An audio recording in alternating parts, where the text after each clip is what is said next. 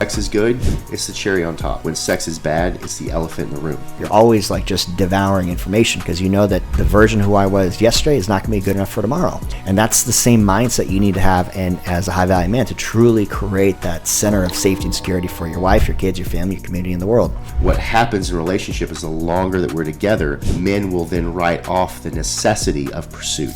And that's how romance is lost. And it's our job as men to do that from the beginning all the way to the end.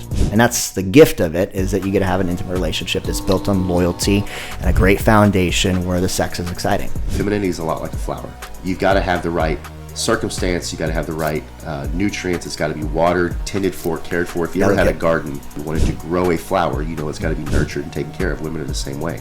And we are talking about the woman that united the country during Pride Month. Tuah. This is the High Value Man Conversation Podcast, a show dedicated to the mission of building high value men.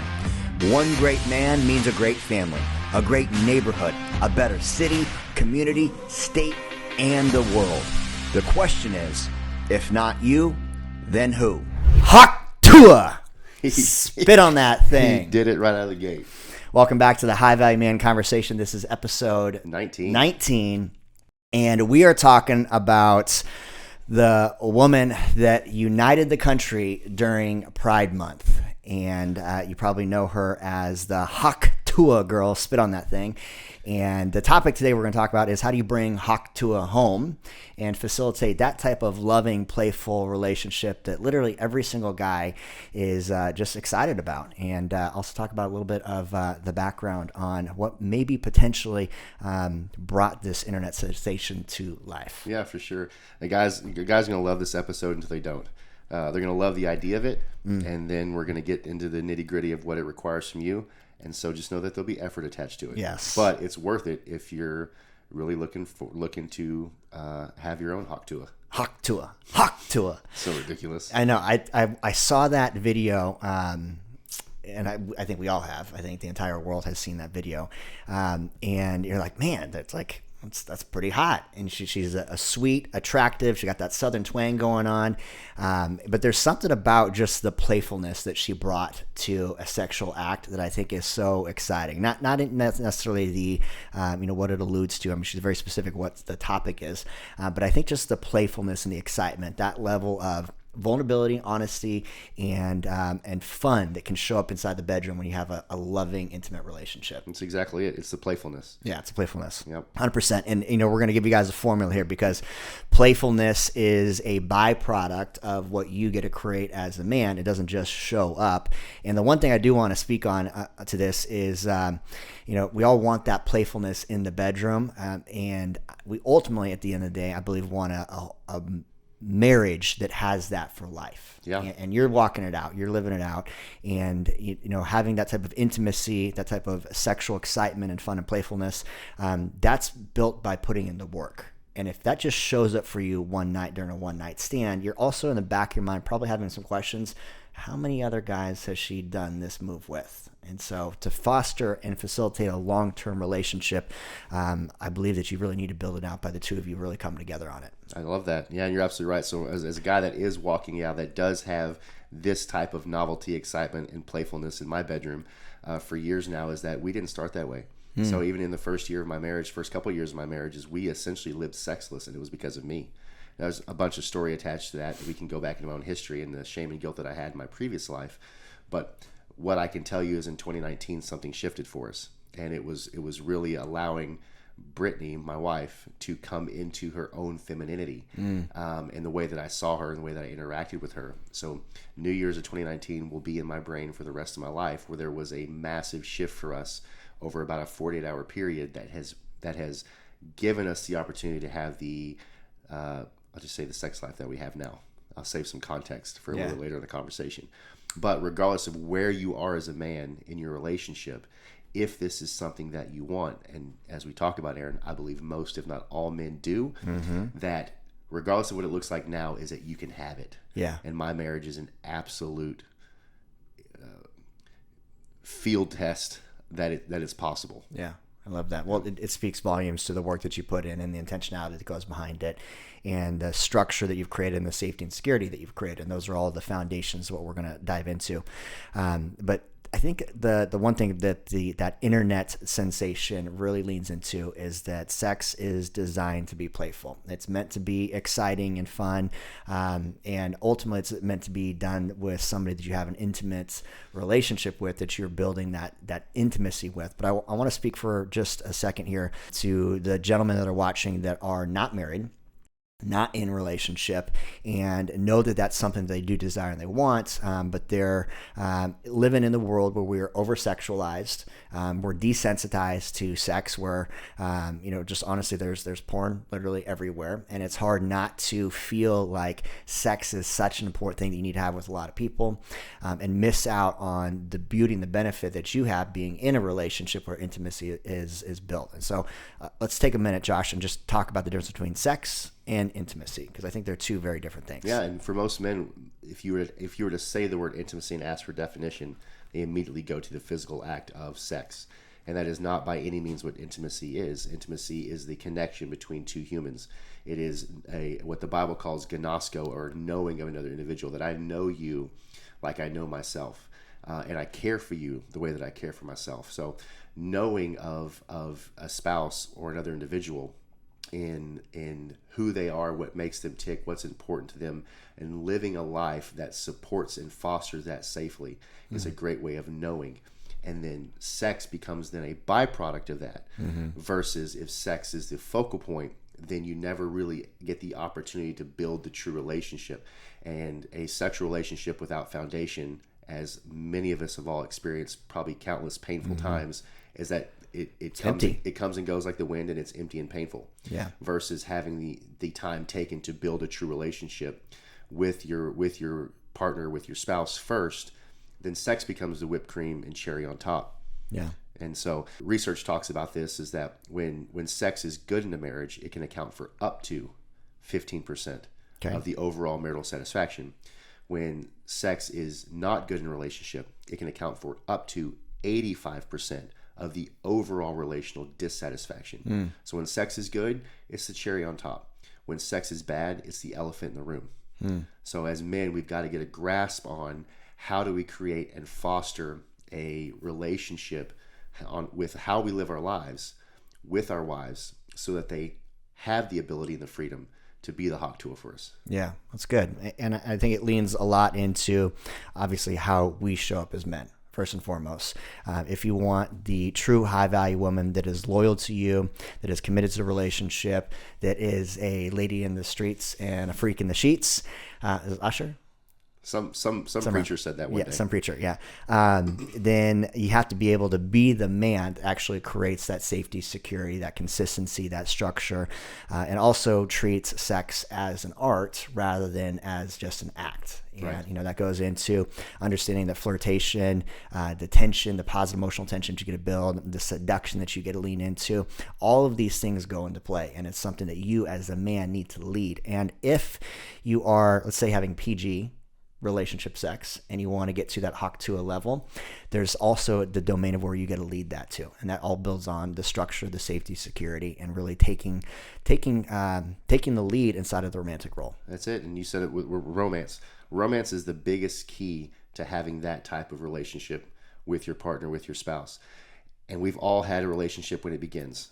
So pursuit in the beginning relationship comes very easy because you're excited. Things are new. You want to get to know somebody. You're making phone calls, sending text messages, scheduling dates, making sure your hair's done and you look nice before you go out, spraying on the cologne, doing things like that, making sure your car's clean, maybe even show up with flowers. There's a high level of shaved pursuit. your balls. That's important. I saw an opportunity because we were talking about this offline. Full send. Yeah, we talked about this offline. Is the effort you put into in the beginning part of the relationship, you are manicured. You're in shape. It's probably the best shape you've ever been in because you need to actually compete with the other guys out inside the domain, and so you see your prize. You're going to put in the effort, and you're at your best. And then sometime during the relationship, you turn into that fat, hairy slob, and you stop taking care of what you got, and then you expect the hawk Tuah like bedroom action when you look like Chewbacca. Well, even you just want your woman to want you. Yeah. Yet you look like a ball of wool. It's good. Yeah, like you need to quit skipping core day. Uh-huh. Just like when you were dating, is do some physical activity, get yourself in shape, keep yourself cleaned up, wear attractive type clothes, Good. put on some deodorant, and maybe do your hair, and see if she doesn't look at you a little different. Yeah. Take pride in yourself and watch what happens. Exactly. Yeah. Okay. Sorry, I interrupted you there. No, I just wanted to throw it in there. Shave your balls. Yeah, you got it. I'm not even sure what I was talking about. Romance, so pursuit. So in the beginning of a relationship, pursuit comes very easy because it's exciting. What happens in a relationship is the longer that we're together, men will then write off the necessity of pursuit, and that's how romance is lost. If you want to have a woman who is hard after your bones, then you have to create romance. Romance is literally just pursuit. Pursuit is two things. It's awareness and effort. That's good. You've got to be aware of your woman, which means as time goes by and she evolves, what she likes, what she doesn't like, who she is will also be changing. So you've got to be aware of what makes her tick. At the same time, be able to put massive effort behind those things like you did when you were dating. Right. So if you're willing to commit to doing that long term, then I would bet my chips that you're going to have a great romantic and sexual relationship. It's when we focus other places and expect to have the same outcomes that we set ourselves up for failure. Yeah, that's good. And if romance doesn't exist, the safety, security, the pursuit that your woman desires and needs, if that's not in place, the playfulness and the excitement and the femininity that we want and desire that we all saw when, I think her name is Haley, Tuah girl. I have no idea. Yeah. She just started a podcast channel, so I believe it's Haley. But the playfulness that we saw in that like excites us as men, that's not going to be there because she desires the romance, the playfulness, the excitement. The structure inside of the pursuit. And it's our job as men to do that from the beginning all the way to the end. And that's the gift of it, is that you get to have an intimate relationship that's built on loyalty and a great foundation where the sex is exciting. Yeah. And if that's something that you want, you've got to be willing to put in the effort. Who doesn't want that? Who doesn't want that? I think every man wants that. That's the whole point of today's conversation. Yeah. But one of the overarching highlights of our conversation today is playfulness.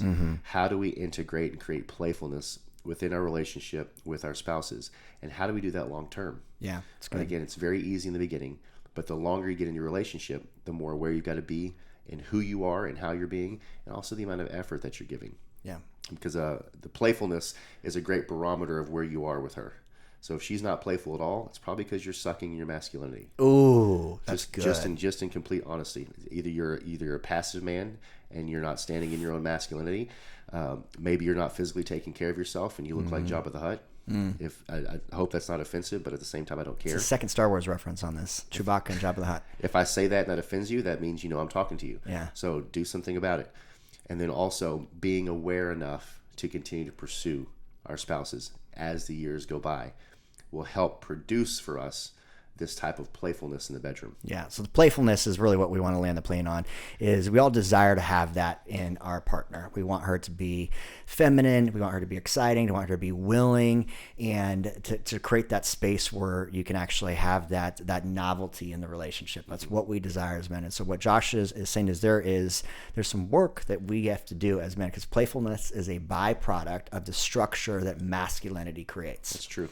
So masculinity, this is from a book that we've read, that I know that we've referenced in the podcast before, Masculine Relationship. It does a great job of giving the foundations for what healthy masculinity is, and that is structure, safety and security, and what's the one I'm missing? Structure, safety, security, and it's emotional. Respond versus react, right? Respond versus react, but really it's emotional security. Yeah, emotional equanimity. So you can't fly off the handle, you're not losing your temper, you're not yelling at the kids. You're emotionally neutral. And so you're able to maintain that level of emotional groundedness. I wouldn't say emotionally neutral. You're at least emotionally alive. Emotionally alive. Right. Okay. You've got more than 3 emotions: happy, sad, hungry. There you go. So half of all of our brains are emotion based. So if you've only got a few words to explain your emotions, then you're being a toddler. It's time to learn a little bit more about yourself. That's good. So being emotionally available to our wives, to our spouses, and being able to have those connections is really, really important. Yeah. More so to her than you, But if this is something that you want, you've got to be willing to do the work on yourself. Yeah, that's good. So the structure in your masculine frame creates the foundation. I put some notes here because I'll do a little diagram on this, but that creates the foundation for femininity. Yes. Femininity is ultimately what we want, where the playfulness lives. Yes. So I said this way, that masculinity is the breeding ground for femininity. Polar opposites, just like this, the way the earth works. Yin and yang. Yin and yang. So you've got to be really solid in your masculinity if you want to create space for your woman to be really solid in her femininity. A safe feminine woman who's allowed to be fully feminine is where playfulness comes from. Yes. And if that's what we want in our lives, we have to realize there's a hierarchy that we work through. Guess what? That starts with you. Starts with your masculinity. Starts with you understanding what structure is in your home.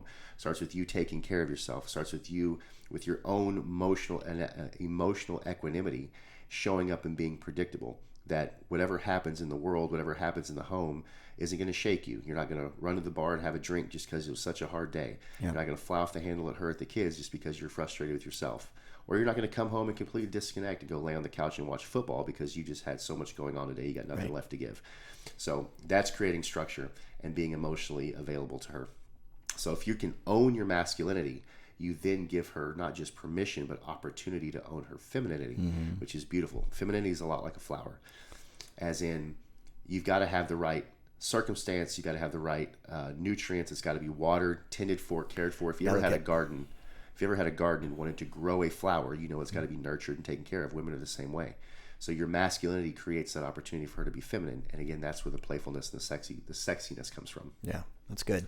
I'd say also too, we haven't touched on too, is if you want to grow in your sexual excitement and bring some new things in the bedroom, you need to have a foundation of safety and security, because that is going to require communication.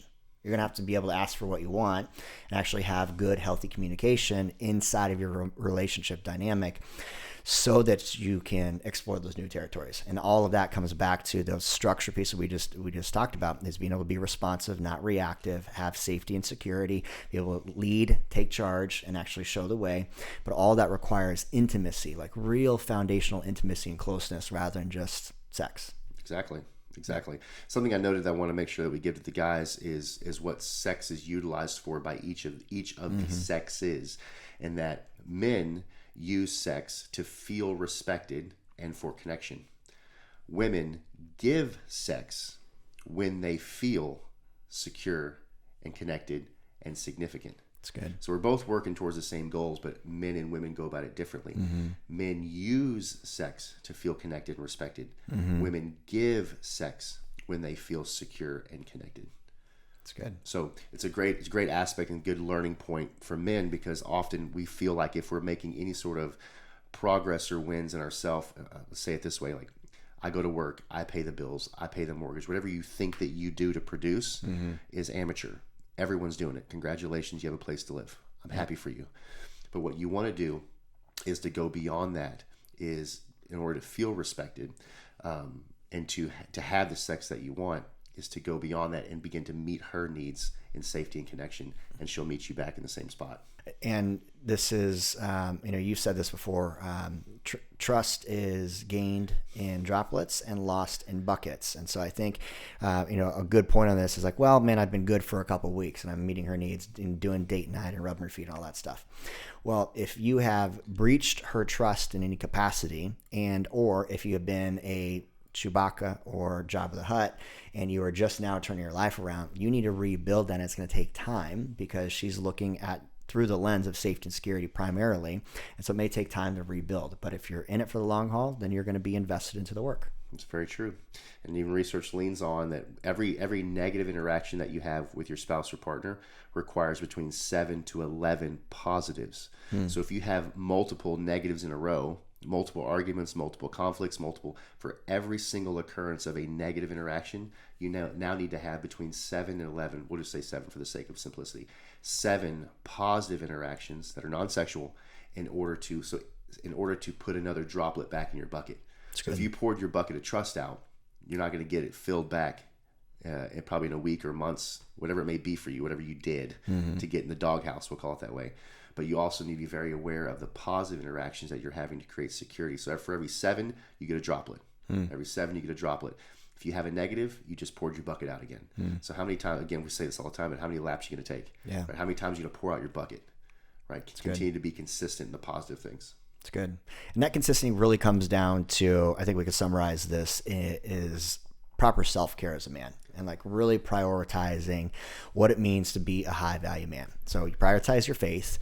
You've got some type of practice that is, focused on devoting your life to service to a greater cause than your own life.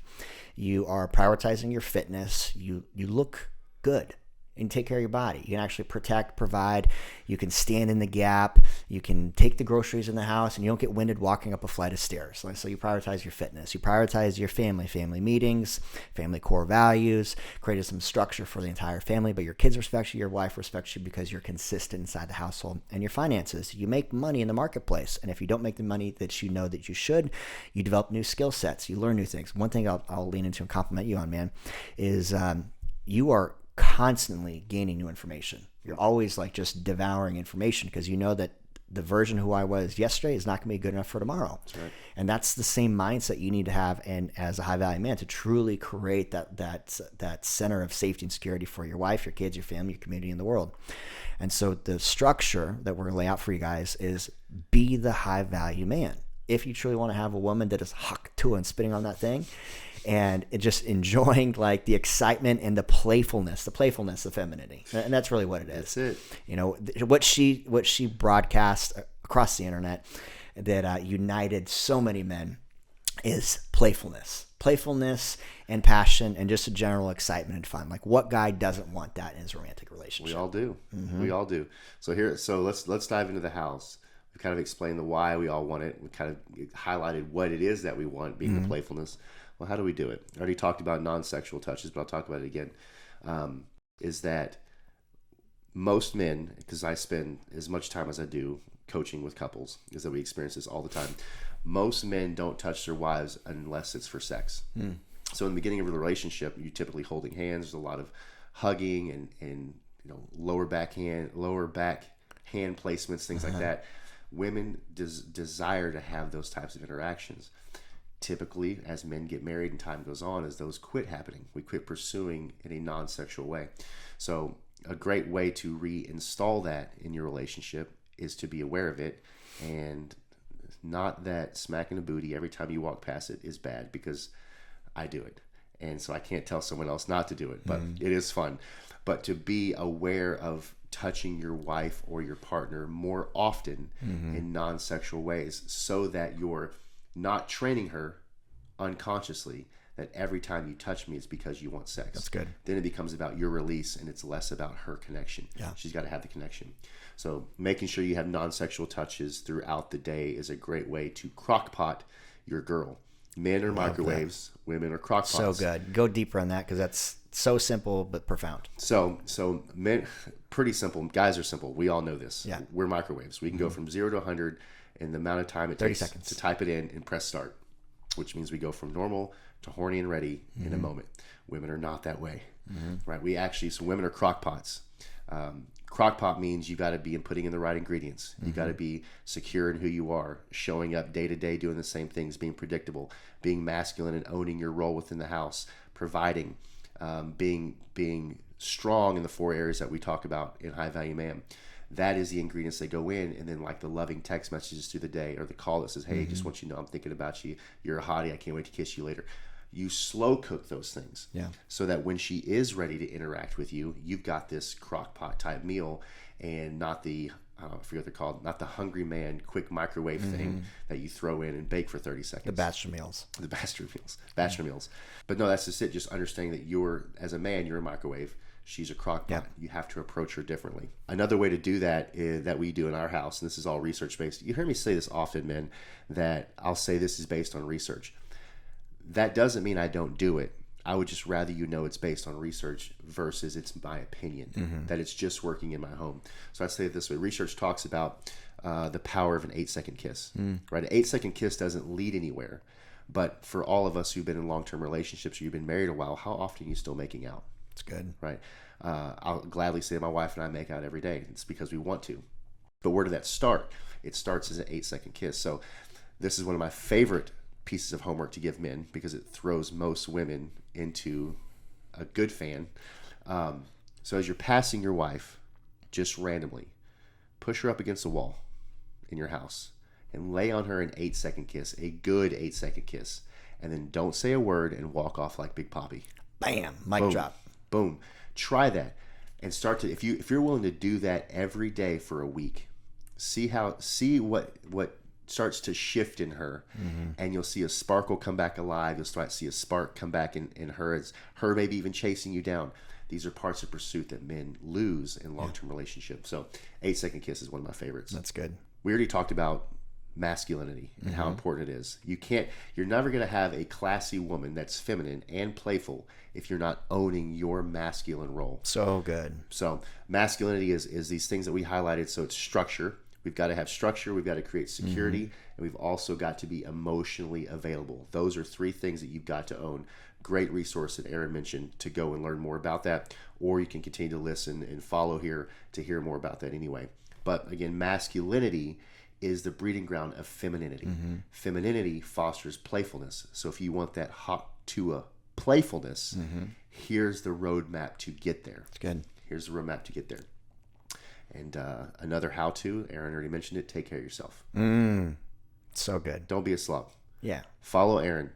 Watch his videos. Let him challenge you. Do the things that he tells you to do on a regular basis. This guy moves his body every single day. He eats well. He's well-groomed. And this is a part of him being as attractive as he is in the dating market, which you currently are. But that's what makes you attractive. That's a piece of what makes you attractive. It also... we also learned that the thing is not about the thing, but everything's about everything. Yeah, how I take care of myself is how I'm going to take care of everything else. It's how you live your entire life. Yeah. Your house is in order, your finances are in order, your body's in order. So that's just a great place for men to start, is taking care of themselves. Yeah, and dressing attractively. And that leads so much more into, I think, the self-confidence that you create through having positive self-care and being able to look in the mirror and be proud of what you see, and confidence to know that you can lift a weight, run the miles, like go choke somebody out. All of that leads into the art of seduction, playfulness, flirtation, sexuality, which is, again, exactly what we want inside, the excitement of a bedroom. So you lead in that domain as men. And so I think that you're going to show up as a caveman is not going to work. It just doesn't work. And so if you want the playfulness of the hawk to a girl, you have to be the man that is willing to facilitate and create that relationship. For sure. Completely. One of the last points that I have is to be predictable with some spontaneity. It's good. And we kind of talked about that earlier already. But to be predictable is how we can create security with our spouse, with our partners, is in I would say 85 to 90% of how we live our life has to be in some sort of general order where our woman knows what to expect, knows who's going to show up when stuff hits the fan, or how you go about living your schedule. That you don't. Here's just a random type of scenario: is that you're a guy that has a history, has a past, maybe in college. You've now gotten married and have more of a secure type of general living. But every time you link back up with your college boys, there's always something negative comes out of it. You got drunk, you went to a place you need to go to, whatever it may be. That's a quick way to lose that security. So by being predictable in who you are and being consistent in that, with the little spontaneity that I'm talking about, is things like these. I'll just use some of the ones that I use in my own marriage. Is spontaneity for me is there are certain songs, Aaron, that come on when I'm driving down the road, and if it happens to be one of those songs, I will pull over immediately, pull my wife out, and we're going to dance in the parking lot right there. And we just dance for the length of the song, and you get back in the car and drive on. It's something that it's spontaneous. She's not going to know it's coming, but it's romantic. It's romantic, especially after being married over 10 years. People just don't do that. Sure. Another thing is, just so happens that every time we go to the car wash together, which is not every time because I mostly wash the car, but when she's with me, every time we go to the car wash, we make out from start to end. So from the moment we go into the tunnel to the moment we come out of the tunnel, which is a minute and a half or so, It's good. we're in there smooching. It's a great way to have romance and pursuit without actually having sex. The 8-second kiss, which we talked about, and walking away like Big Papi, big one. Try it. Boom. See if that doesn't stir her up a little bit. And then also, I love this, and we've probably all seen it somewhere in a movie, of where the woman comes into the bedroom and there's a dress laying on the bed with a note that says, "Be ready at 7." and for her just to be able to get ready and you show up at your own front door dressed nice with some flowers. Spontaneity and playfulness. If you want playfulness, you've got to foster playfulness. Yes. Yeah, that's good. That's so good. Yeah, and it all comes down to intentionality. Yeah, and if you want it, rather than just swiping on social media or screen sucking, or if you're watching the porn, rather than thinking that it's outside fantasy, like do the work to actually facilitate and create it. Mm-hmm. That's a gift from it all. Love it. Anything else you want to add? We could talk about this for a while. I'm sure we will later, but not on this episode. I love it. Guys, so the woman that bonded us all across the country it'll be a June that we all remember. Yeah, it'll be a June that we all remember during Pride Month and all the politics and just the stuff we're going through with the U.S. vote coming up. But just how much fun it was to just be able to connect on something so basic and foundational and feminine.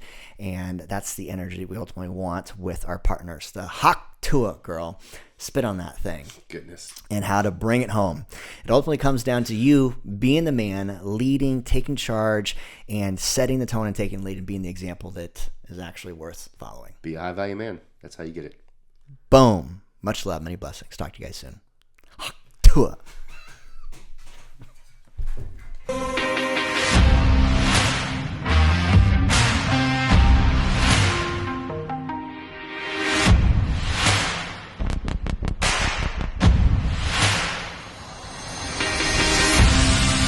Get off the podcast. Get back to the fucking mental lab.